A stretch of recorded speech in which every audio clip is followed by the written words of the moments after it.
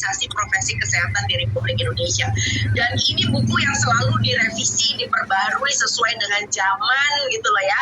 Jadi kalau ibu-ibu sekalian mempunyai buku kaya yang tahun 2015, 2019, apalagi 2015, dari anak yang lahir 3 tahun yang lalu ya, coba download yang baru ya, karena kita punya yang 2021 sekarang. Nah loh, kita bahkan sudah punya yang 2021. Yang direvisi tentu adalah sesuatu yang sifatnya lebih membuat kita lebih menghadapi keadaan sehari-hari. Seperti misalnya di 2021, itu di dalam buku kaya dijelaskan tentang kalau misalnya kita berada di dalam situasi pandemi misalnya, yang di tahun 2019 kan belum ada. Ya, nah lalu kemudian di dalam buku kaya ditulis bahwa kita mempunyai beberapa ciri dari MPASI yang harus kita perhatikan. Yang pertama adalah faktor usia. Nah, harus ada 6 tepat nih. Tepat yang pertama adalah tepat usianya, ya kan? Jadi bukan berarti bayinya baru 4,5 bulan, baru 5 bulan, kelihatannya berat badannya seret MPASI dini. Waduh, itu namanya panduan medsos. Karena di medsos ada orang-orang tertentu yang MPASI-nya umur 5 bulan 3 hari. Jangan diikutin, karena itu kasus anaknya dia, bukan kasus anaknya kita. Itu gunanya kenapa kita punya AC menyusui.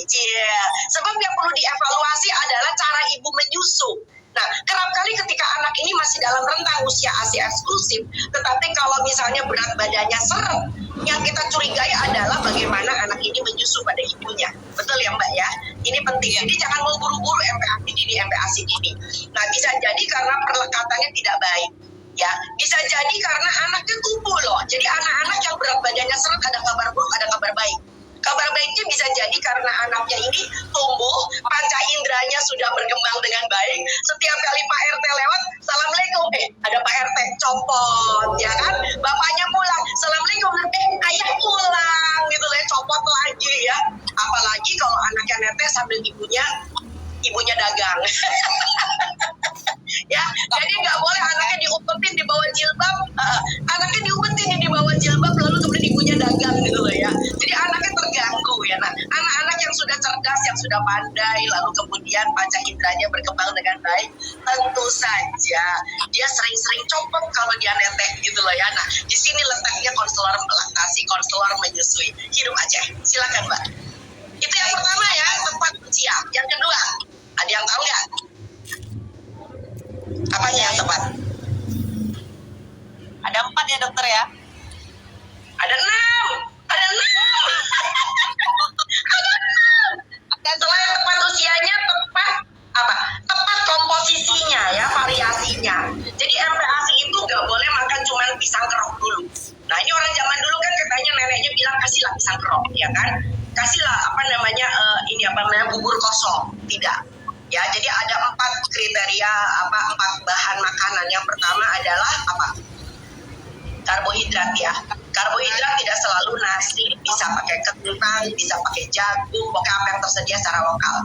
Yang ketiga adalah fokus pada protein hewani. Nah, fokus pada protein hewani. Ya, karena protein hewani itu zat besi dan kalsiumnya lebih mudah diserap oleh anak. Nah, lalu kemudian sebagai tambahan kita mempunyai protein nabati, betul ya? Dan jangan lupa sayur dan buah. Nah ini dia, jangan punya alasan anaknya sembelit, sayurnya skip. Wah ini nggak bener nih, nggak bener. Artinya bukan salah sayurnya, pilihan sayurnya yang salah, gitu loh ya. Jadi jangan dikasih kangkung ya, jangan dikasih pakcoy, jangan dikasih daun singkong, itu makanan ayahnya. Tapi bayinya cukup dikasih labu ya, dikasih misalnya kutung brokoli, daunnya bayam, batangnya buat tubuhnya. Ya, sebab batangnya nanti bikin sembeli. Lalu kemudian setelah variasinya apa? Tepat jumlahnya. Nah, jumlahnya penting ya. Jadi barangkali kalau usianya baru 6 bulan namanya baru test drive ya, baru testing ya. Baru 30-50 mili fine, oke lah. Tapi antara 6 sampai 8 bulan nanti menjelang usia 8 bulan dia sudah harus 125 mili per kali makan. Ya, dan anak baru pertama kali makan tidak boleh langsung hajar 3 kali makan, nggak bisa ya. Namanya makanan pendamping ASI bukan makanan pengganti ASI. Ya, jadi perlu diingat bahwa sekali makan barangkali cuma sedikit, baru 50 mili, namanya masih test drive, sehari 2 kali makan, diantaranya diberikan buah. Tadi udah ada ya, tepat waktunya, tepat isinya apa aja, lalu kemudian volumenya yang tepat apa kira-kira? Tepat apanya?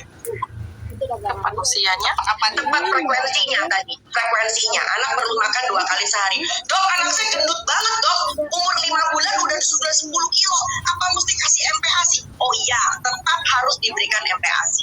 Karena apa? Di usia 6 bulan itu cadangan zat besi udah anjlok. Nah ini dia, cadangan zat besi udah anjlok. Jadi itu juga sebabnya kenapa akhirnya anaknya juga membutuhkan seperti kayak lampu yang warnanya kuning, wortel warnanya oranye. Sekali lagi vitamin A, betul apa enggak?